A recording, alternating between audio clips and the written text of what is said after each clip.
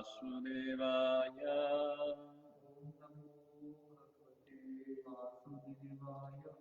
ॐ नमो भगवते वासुदेवाय।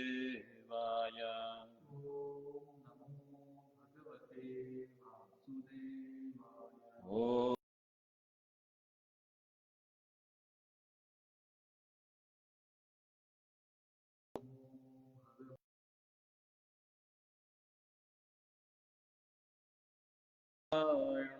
नमस्कृत्यं नरं चैव नरोत्तमं देवीं सरस्वतीं व्यासां ततो जयमुदीरये। नष्टप्रायेषु भद्रेषु नित्यं भागवत सेवया भगवति उत्तमश्लोके भक्तिर्भवति नैष्ठिकी। कृष्णाय वासुदेवाय Devaki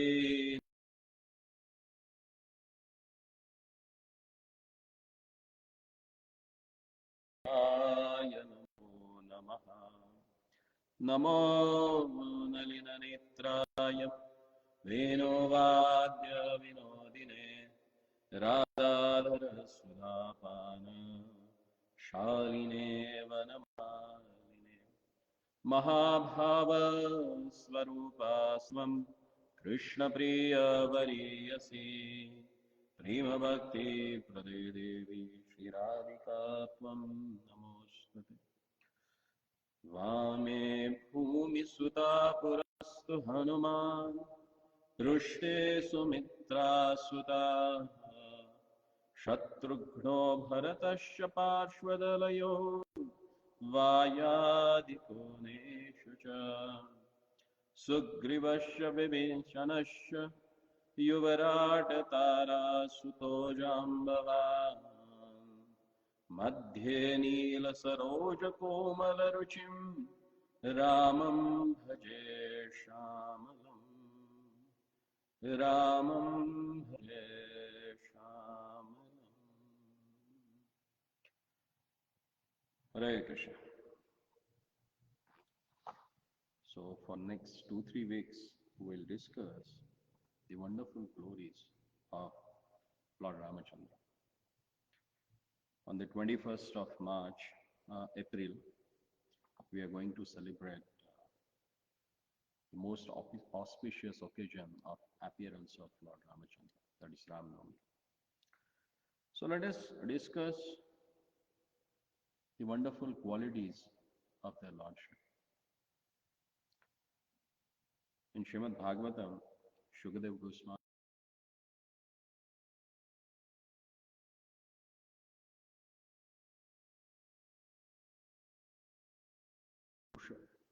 Purushas, where Lord and he is worshipped by those devotees who are fond of that particular form or incarnation of the Lord.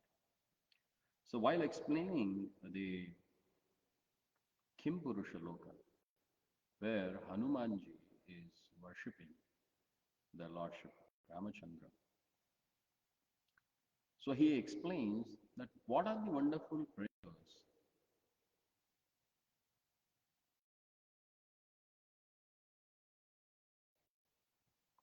in the 5th canto, 9th chapter, text number 3, where Hanumanji, he is explaining the glorious qualities of Lord Ramachandra. Om Namo Bhagavate Uttama Shlokaya Nama Arya Lakshana Shilabrataya Nama Upakshitatmana Upasita Lokaya Nama Sadhu Vadani Kashanaya Namo Brahmanya Devaya Mahapurushaya Maharajaya Namayati. So he says that Om Namo Bhagavate Uttama Shloka. I worship that Supreme Personality of a Godhead who is known as a Uttama Shloka. So what it means? Is glorified foremost shlokas selected wonderful shlokas. And who is he? He says, Namaha Arya Lakshana Shila Vrata.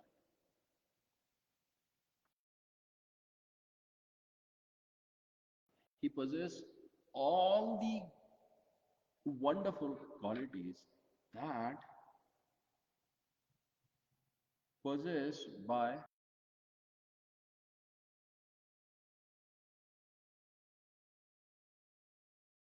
wonderful. And not only that, he is a Upashikshita Atmanaya. That means who has control over his senses. Jitendriya. And further he says, Upasita Loka. And he is worshipped by all wonderful, by the all wonderful persons. And next he says, Sadhu Vada Nikashanaya. It's most important thing. Actually, this particular word means the saintly persons, when they wanted to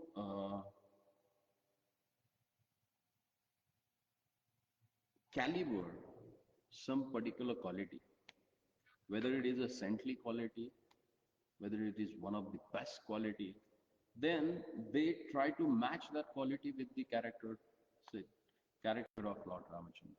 If it is matches with Lord Ramachandra, then it's that that quality is wonderful. But that particular theory, if it glorifies or it by the Lord's activity, so he is Sadhu Vada Nikashanaya. Prabhupada says here, who is like a stone for examining all the good qualities of a sadhu. That is Sadhu Vada Nikashanaya. And he says, Namo Brahmanya Devaya Mahapurushaya Maharaja. He says he is that supreme Brahman who is Mahapurusha, the topmost enjoyer, Maharaja, the kings of everyone. And there he explains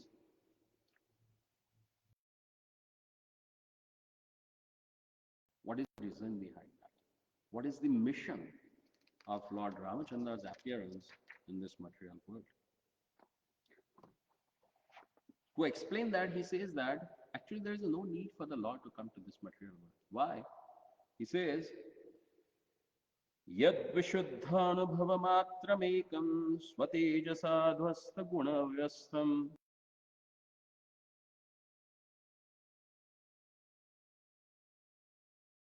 Niraham,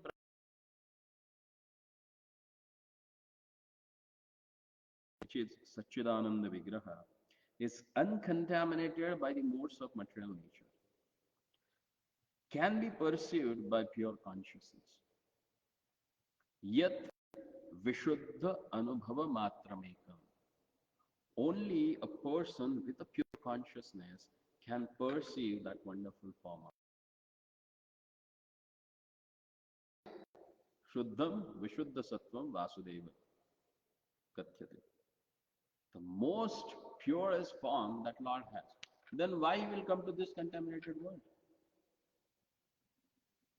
Not like us, we are contaminated because we have a desire. Why we have this body?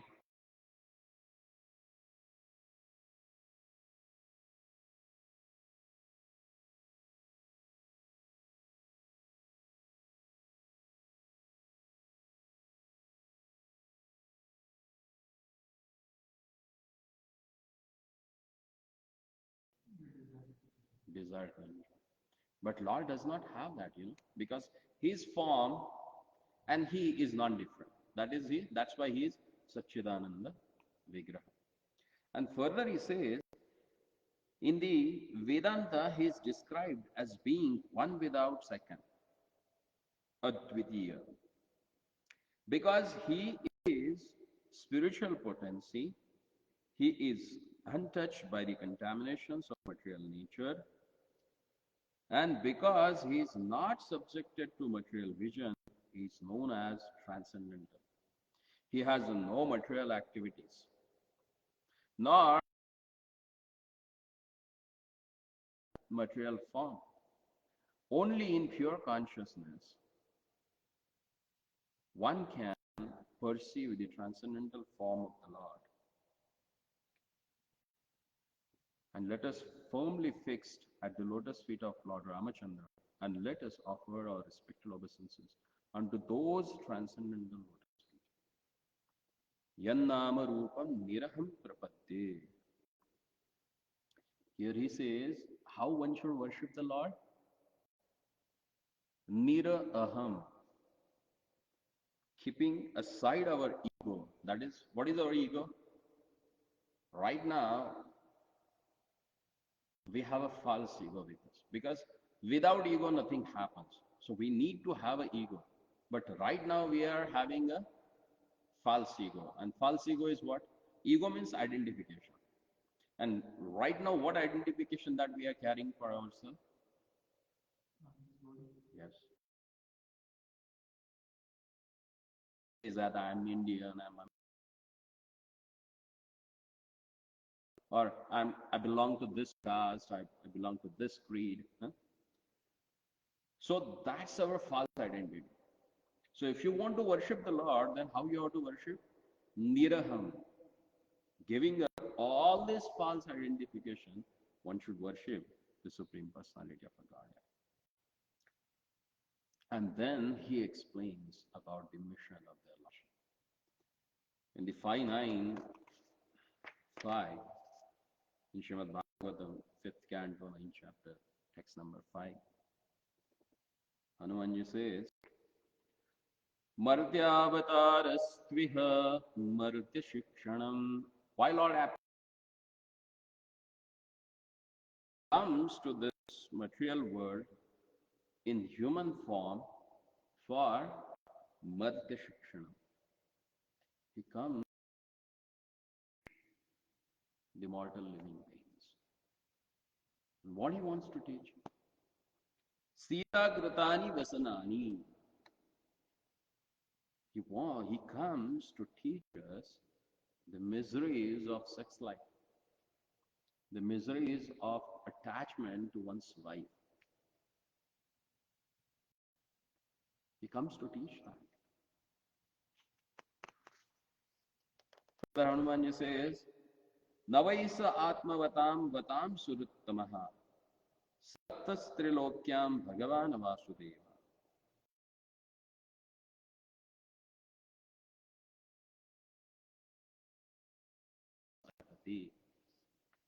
He says, since Lord Sri Ramachandra is the Supreme Personality of Godhead Vasudeva, he is not attached to anything in this material world.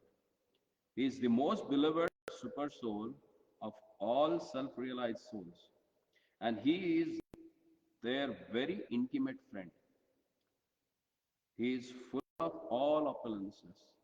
Therefore, he could not possibly have suffered because of a separation from his wife, nor could he have given up his wife and Lakshmana, his younger brother. To give up either would have been absolutely impossible.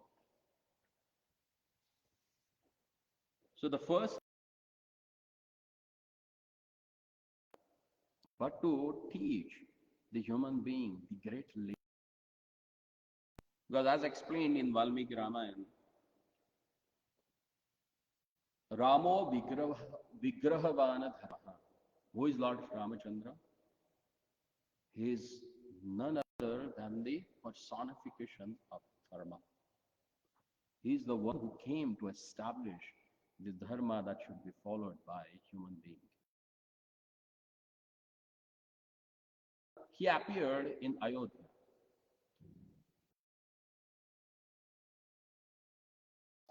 Ayodhya. Ayodhya means where there is no quarrel, no fight, no battles, no wars. And that Ayodhya is non-different from the Saket, the Vaikuntha Loka where Lord Ramachandra resides eternally. When Manu Maharaj was born, Brahmaji asked him to create a progeny. Then Manu Maharaj asked him, where should I do that? He said, you start to work, but he said, where is the sthana? Where is the place that where I can start my work? I was not able to find anything anywhere. So please let me know where.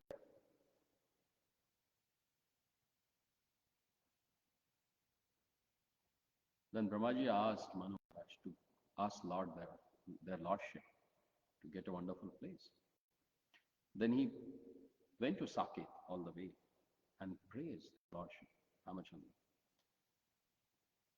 And he said, I need your dham, Vaikuntha, this Saket, to appear on this material world. So Lord said, go and ask to Saket, because how that wants to come bring to Vaikuntha Dham, the Saket. And then Saket said, why should I come to material world?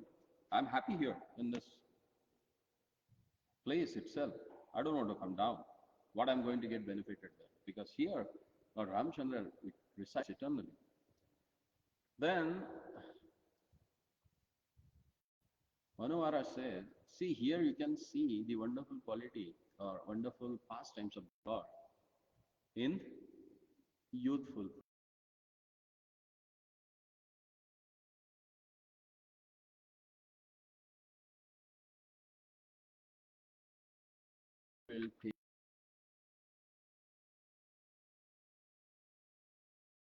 Pastimes, which are most beautiful. And then the Saket agreed to come in this material world and reside there as Ayodhya. Because every place, as explained in Niti Shastra, it says that it becomes residable. You can reside there when it has a river. So he wanted to have a river. And that river was?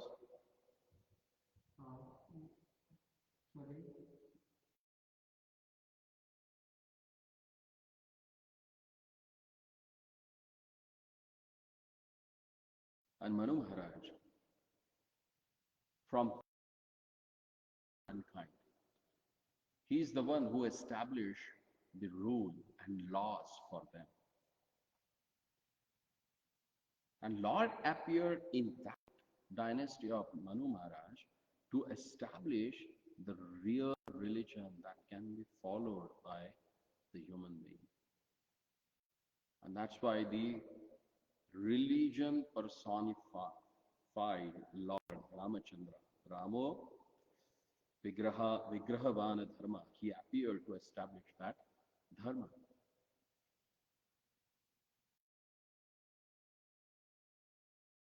As explained in the 9th canto, Lord appeared in 4 Chaturvida Harihi. He appeared in 4 different forms, in same house with same parents, in same dynasty, in same place. Like when he appeared as a Lord Krishna, he appeared in different places, and in different times also. Same Chaturvyuha appeared in Dwapar Yuga also. Lord Vasudeva, Krishna appeared. Sankarsana as Balaram appeared.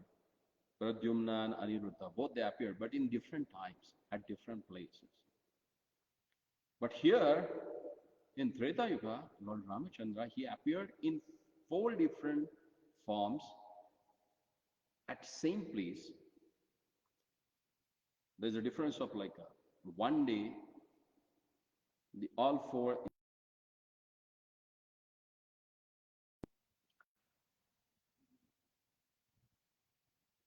The second thing, or it's a third thing,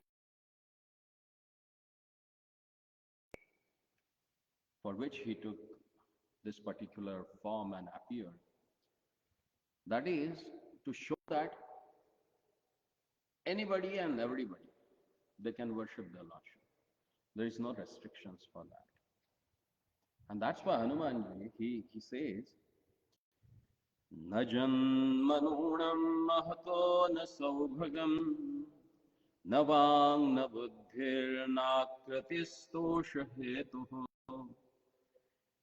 तय्येद्विसृष्टाणपि वो वनौकतो चकार सख्ये बत Lakshman आग्रजः.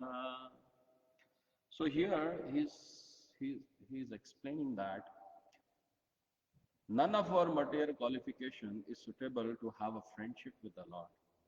It's Lord's mercy with which one can establish his relationship with the Lord. He says that na janma nuno mahato na saubhagam. See, we don't have a wonderful birth because Hanuman is one of the Vanara. He's like a Nara. He had full form like a human being, but he had a tail and face like a monkey. So he says that one cannot establish a friendship with the Supreme Personality of Lord Ramachandra on the basis of material qualities such as one's birth in an aristocratic family, one's personal beauty, one's eloquence, one's sharp intelligence, or one's superior race or nation. None of this qualification is actually a prerequisite for friendship with the Lord. How is it possible that although we uncivilized inhabitants have not taken noble births, although we have no physical beauty, and although we cannot speak like a gentleman, Lord Ramachandra has nevertheless accepted us as a friends. How is it possible? The same thing actually Rupa Goswami he says in his Padyavali. He says that Bhaktya tushyati kevalam nacha gunai bhakti priya madhava. Lord is only satisfied with your devotion, not with anything else. And there he gives wonderful examples, He says, Vyadhasya acharanam dhruvasya chovayo vidya gajendrasya kaha. Generally people think that, oh, if you want to come to devotional service, then you have to be very civilized. But God does not have any restrictions for that. He says that anybody can come to me.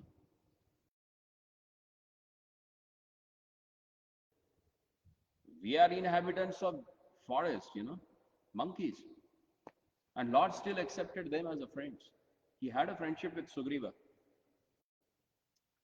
And he got help by all the monkeys from all over the world. They came together and they helped him to rescue Sita from Ravana. And Lord accepted their service. He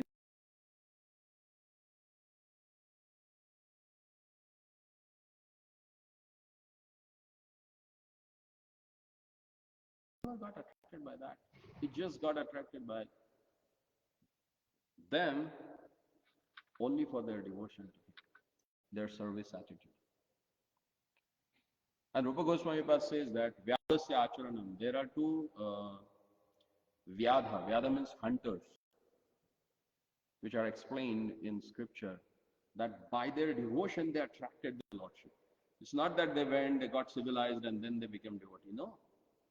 Even though they were hunters, just by following the instruction of their spiritual master, Narad Muni, or following the instruction of great devotee, they become pure devotees. Some people, they think that, oh, if I have to perform devotional service, then I need to be of particular age. And generally people think that, oh, devotion means at the last stage of life you can perform that. But there is no restrictions for that. You can perform devotion from womb to tomb, and we have examples. Prahlad Maharaj, he started his devotion from where? from his mother's womb. At Khatwanga Muni, he performed devotional service up to his tomb, He perfected his life within the last muhurta, last 45 minutes of his life. He perfected his life just by remembering their Lordship. So there is no restriction of age. Age is no bar there. And that's why Prahlad Maharaj in Srimad Bhagavatam, he says that Kaumaram acharat pragyo dharmana bhagavatani. Anyone can practice this Bhagavat Dharma from the age of 5. No need to become 55. You can perform devotional service from the 5. And Dhruva Maharaj did that. Prahlad Maharaj did that. At the age of 5, Dhruva Maharaj, he attended the Lordship within 6 months. So Dhruvasya cha vayo vidya gajendrasya ka. He says, what is the qualification of Gajendra, the king of elephants? He never went to Ohio or Cambridge or Oxford University to complete his education, did he? No. He was a forest dweller, animal. And he was able to call their Lordship from Vaikuntha. And Lord appeared for him and saved him and liberated him. So there is no restrictions whether you are a human being, animal or cannibal. Anyone can do devotional service and they can achieve success.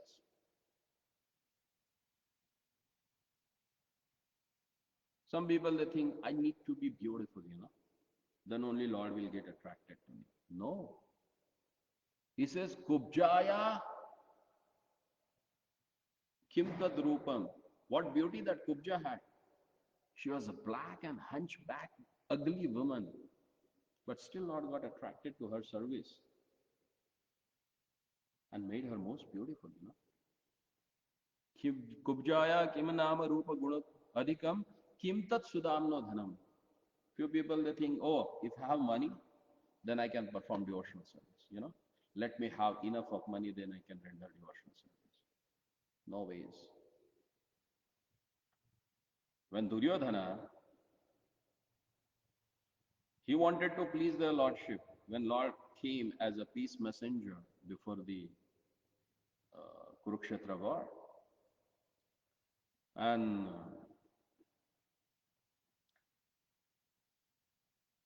Duryodhana wanted to bribe him, So he made all the arrangements that he can stay at Dushasana's place. Because Dushasana was the biggest sense gratifier in Mahabharata. He had the best palace. He had the best equipments meant for sense gratification.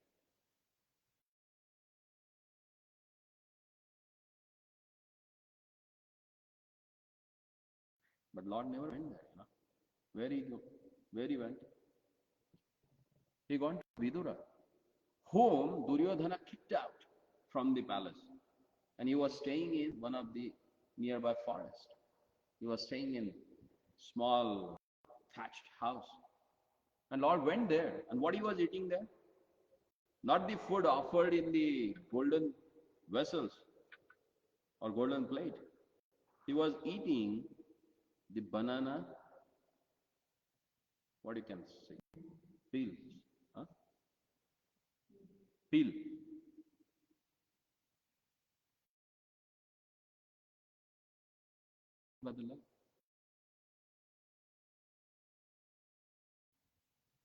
And we can see he gets pleased with the handful of puffed rice even.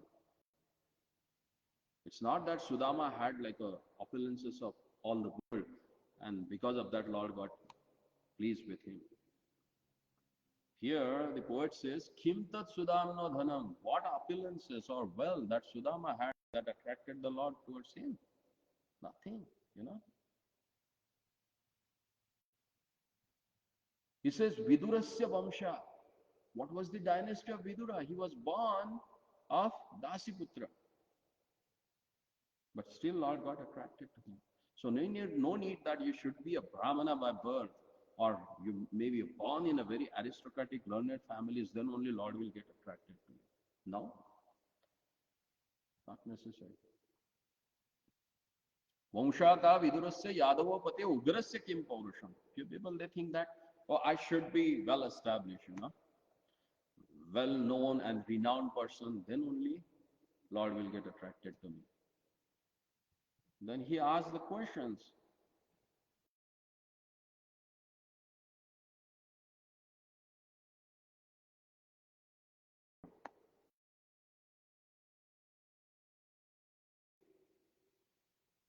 Ability, or what was his, what we can say, Paurusha?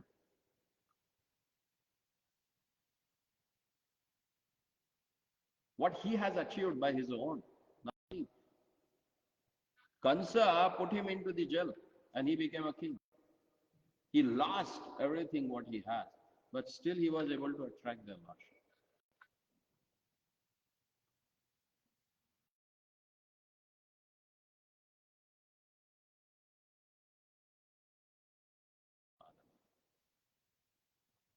Only your devotion attract their lordship, nothing else in this material world. And then here, in the next verse,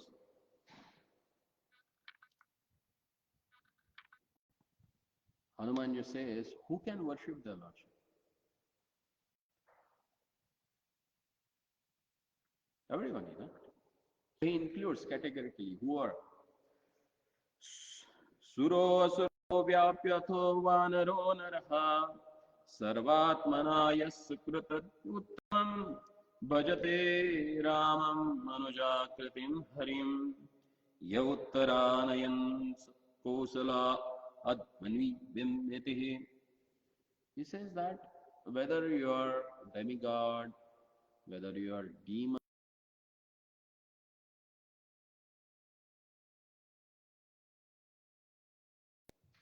anyone can worship Lord Ramachandra. Manujakritim harim. He is Lord Hari who appeared as the Lord Rama in the human form. And after accepting human form, what he has done, that none of us can do it. When he left this world, he took all the Ayodhya vasis back to Godhead. We can't do that. Even though Lord came and accepted the human-like form, but he did that things which is not done by the common human being. That he took everyone back home, back to Godhead. That's the glory of Lord Ramachandra. So he came for what? He came to teach us. Martya Shikshanam, to teach the mortal living beings, or mostly these human beings, how to be civilized and what they need to follow in their life. And he showed it by his own example. And that's why even today people they seek for getting a Ramarajya, the kingdom of Lord Rama. Because none on this earthly planet was unhappy that time. Everyone was so happy. Lord Ramachandra, he appeared.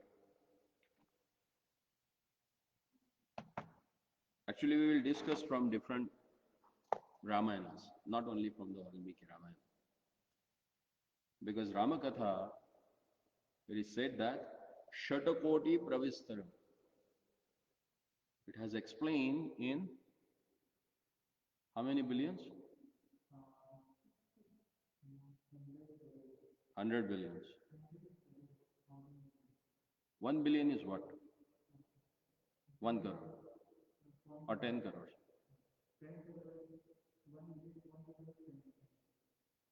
1 crore is 10 billion.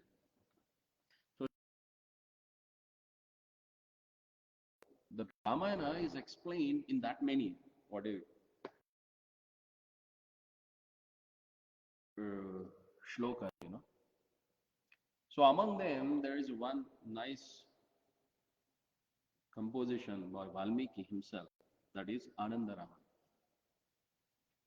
And there are wonderful stories which has little bit different chronology or maybe different names of the persons,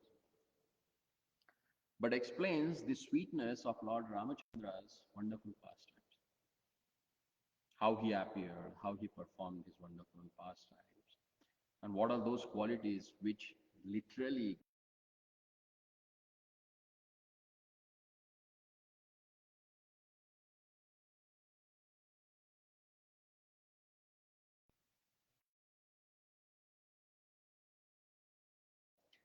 it starts, the Raman starts with the wonderful narration of marriage ceremony of Maharaj Dasrath and Mother Kausalya.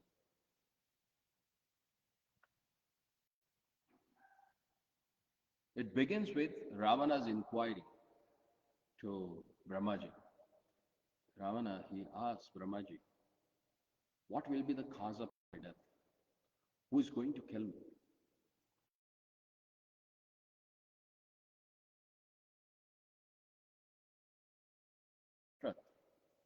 He will get married to Kausalya. Their son, the Lord Ramachandra, will appear and he will be the cause of your death. And he says that from today, the fifth day, they are going to get married. After listening to that, Ravana immediately he took his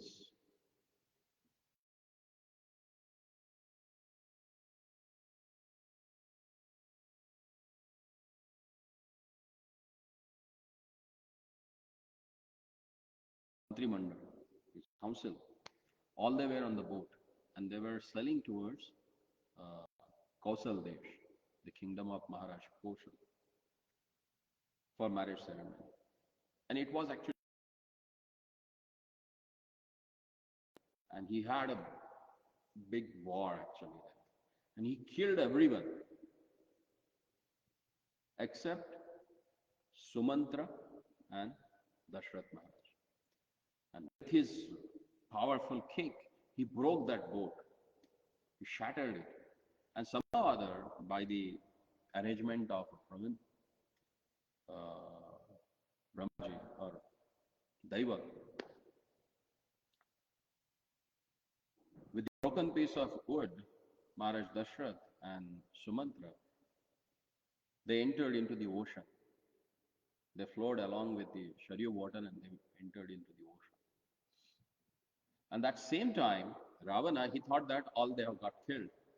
So while returning, he attacked on Koshal and he captured Kausalya Devi, put her into one big wooden box, took that box and he carried towards Sri Lanka. While going in the way, on the way, he thought in his better that I will keep her safe somewhere. So he had one fish. He had one friend, which was a friend demon who was in the form of a fish. And that fish was known as a Timingal. So Timingal fish, they are so huge actually. They can eat hundreds of wells at in one, what do we say? At one time only they can eat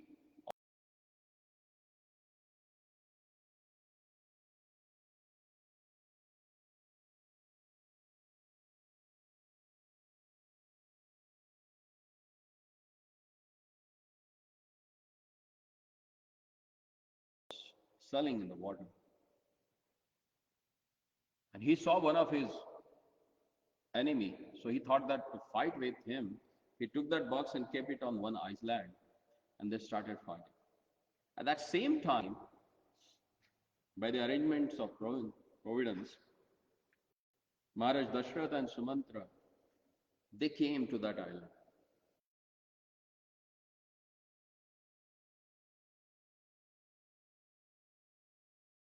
So they opened it and they saw who was inside. Kausalya. So as per the Vedic system, Husband should not touch his wife before the marriage. And now they have to hide themselves in one box. So accidentally she may get touched by Dashrath ji. So with a Gandharva Vivaha Vidhi, he got them married. At the same time, Ravana was very happily sitting in his assembly and he was enjoying that. Now I have killed Dashrath.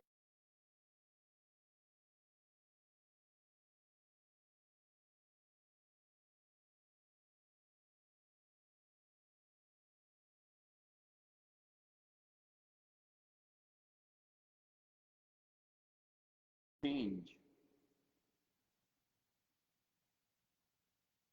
your statement. You told me that Lord Ramachandra is going to kill me, or the son of Dashrath and Kausalya is going to kill me. But I have already killed them. So there is no chance to take birth.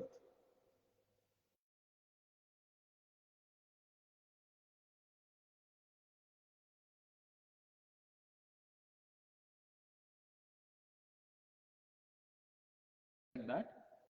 Do you know?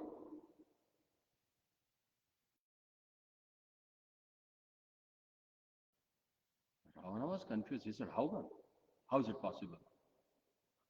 I have personally captured or kidnapped Kausalya and kept her someone on the island and I have already killed Dashrath. Then how they can get married?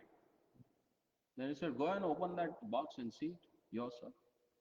Then he asked one of his soldiers to go and get that box. So they brought that box and he opened it right in front of everyone in his assembly.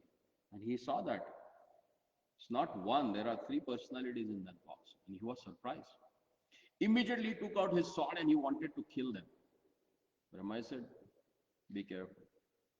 Don't invite your death prematurely. You put one person in the box and you got three here. So by the power of providence, they can turn into 3 crores. So don't try to invite your death prematurely. Leave them. So he again packed that box and sent that box to Ayodhya. So when that box arrived to Ayodhya, everyone was so happy because they saw Maharaj Dashrath, Kausalya ji and Sumanda, both are alive. So immediately Aja Maharaj, he sent the messengers and called the Kosala king and made arrangements for the marriage. And they got married. After that, once Maharaj Dashrath, he was on his, what they call, war tour. So he came to Magad. When he was there at the kingdom of Magad, the king of Magad, he sent his youngest boy on the battlefield to fight with Maharaj Dashrath. And what are the weapons they were carrying with them? They were carrying a plate full of betel nuts, betel leaves, akshatas, flowers, kumkum, chandan, and that Rakshabandhan, all that things were played and they came to fight with Maharaj Dashrath. Maharaj Dashrath was surprised. He said, what is this? What kind of fight that I'm going to have it here? So he just got down from his chariot and he walked towards that prince. With the prince came few ministers also. And those ministers, they said, Maharaj, we are here to capture you. So Dashrath Maharaj immediately got alert and he took out his sword. But that minister very humbly came and he bowed down in front of him. He put him a tilak and asked that prince to tie him that raksha and gave some akshata. He said, what's going on? I'm not able to understand. He said, we have done tilak for you. Tilak means what? They did engagement of Maharaj Dashrath with the daughter of Magadha king, that is Sumitra. And then Maharaj Dashrath got married to Sumitraji. So once he was traveling to Kaikayadesh, the king of Kaikayadesh. He wanted to get married his daughter Surupa to Maharaj Dashrath. So when he invited Maharaj Dashrath to his kingdom, he asked his son, take care of him nicely. So almost like a 1 year, Maharaj Dashrath stayed there only. He never went back. He was not Maharaj that time. He was actually a prince. So he stayed there almost for a year. And one day what happened? He became very close to Prince of Kaikeyadesh. And they were just going together for hunting. They were uh, practicing all war techniques together. So one day what happened while they were discussing something in their garden, when young but very beautiful or handsome prince whose face was covered came very fast riding on the white crystal clear white horse and jumped down from the horse and just ran inside the palace. And Dashrath Maharaj was a bit surprised. He looked at his friend and said, who is he? I never saw him. Then that prince said, it's not he, she. She is my younger sister, Surupa. I said, what? But why she is putting on the manly dress? He said, she just went for the hunting and she came back. Then Dashrath Maharaj was started laughing. He said, what? Woman, and she has gone for hunting. What she have killed? Maybe some rabbits? Then he said, hey, don't underestimate my sister. She is very skillful in wielding all the weapons, you know. And Dashrath Maharaj said, hey, don't exaggerate. I know what women can do. So do you want to see? Then I said, let me see. Then he said, you hide yourself somewhere. And then he went inside and he started teasing her. So he said, oh, my sister, so what you have killed? Some squirrels, some butterflies, and some rabbits? She became so mad on him. She said, what? Are you kidding with me? You know, I have killed the biggest lion. And you can see that. And then she showed from the window that the other soldiers, they were carrying a really huge lion. And she said, I have killed that lion with my sword, not with arrows. Oh, that much strength you have in your wrist? Let me check it out. Oh, but I don't want to fight with you. But you can show me your strength by chopping down that tal tree, that palm tree. So she said, okay, come and show, I will show you. She took out her sword, and the way she was wielding it, it was amazing. And then she went inside. Then Maharaj Dashrath came and he said, what she has done? I have seen she was just dancing here and there and wielding a sword, but what she had done actually. Then that prince, he came and he just pushed that thal tree. So that thal tree fell down in pieces. While wielding that weapon, she chopped out that tree into pieces. And while doing that, actually her face got uncovered and her beauty was seen by Dashrath Maharaj. And he got mad on her. He fell in love with her. Actually, he was not able to forget her. And that's what the king wanted, so that she can get married to Dashrath Maharaj. And then when Dashrath Maharaj, he showed his inclination to get married to Surupa, who is well known as a Kaikeyi,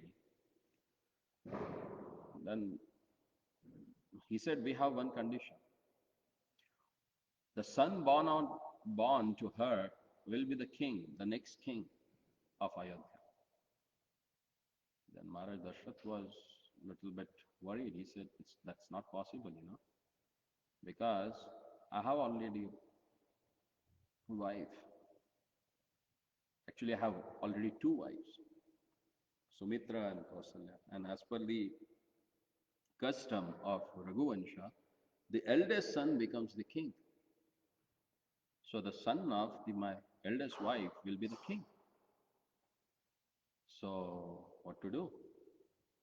Then Maharaj Vasishthaji, he told to Aja, the father of Dashrath, that it is our custom. So when son will born to Kaikeyi, he will follow the custom of our Vansha. He will not follow the custom of his mother's side. So you can agree it now because if you lie in the marriage ceremony also it doesn't matter. It's never considered as a lie. So getting married you can lie.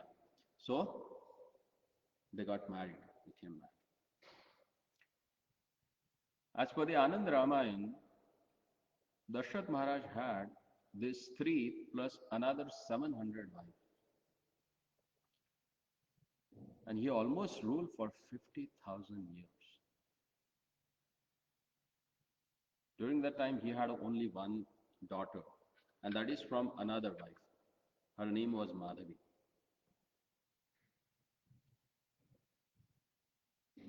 And the daughter's name was Shanti. And she was given as a, she was adopted by one of the closest friend of Maharaj Dashrath, who was the king of Angadesh. His name was Ramakatha. Because once what happened, both they were like classmates in Vasishta's Gurukul. So after giving them all the teachings, he asked them to, after training them in the Jyotisha, he asked both of them to prepare the horoscope of each other. So Rompad Maharaj prepared the horoscope of Dashrath Maharaj and Dashrath Maharaj prepared a horoscope of Rompad Maharaj. And Dashrath Maharaj saw that as per the chart of Rompad Maharaj, he will not have a progeny. And as per Dashrath Maharaj's chart, that he will have 5 kids. Then immediately Dashrath Maharaj said, "You are being my good friend. My first child, I will give it to you. You can adopt my first child." So when Shanti was born, or Shanta was born, she was given to, or she was adopted by Romapa. And what happens then, that we'll discuss on next Friday. Because now our time is up, and we will have Aarti. Shri Ramachandra Bhagavan ki Jai. Hare